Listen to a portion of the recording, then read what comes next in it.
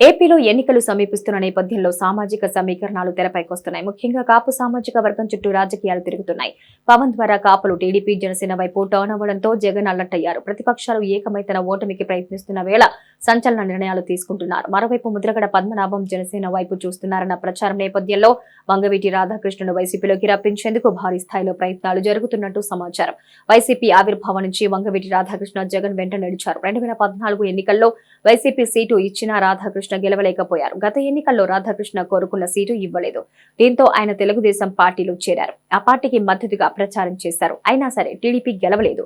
అప్పటి నుంచి అదే పార్టీలో కొనసాగుతున్న యాక్టివ్ రాజకీయాలకు మాత్రం దూరంగా ఉన్నారు.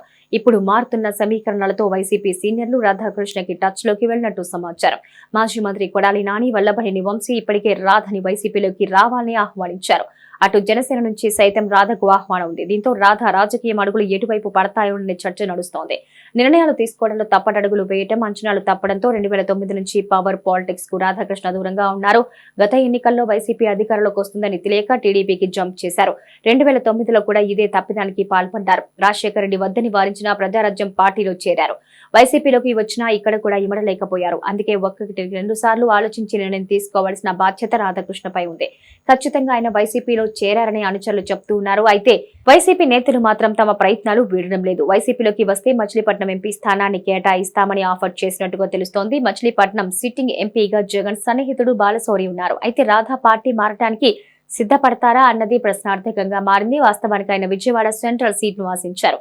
వైసీపీ ఇవ్వలేకపోయేసరికి టీడీపీలోకి వచ్చారు. అప్పుడు అదే స్థానానికి టీడీపీ అభ్యర్థిగా బోండా ఉమా ఉన్నారు. అయితే వైసీపీ టికెట్ ను వెల్లంపల్లి శ్రీనివాస్ కు కేటాయించారు. మరోవైపు విజయవాడ సిట్టింగ్ ఎంపీ కేశినేని నాని వైసీపీలో చేరారు.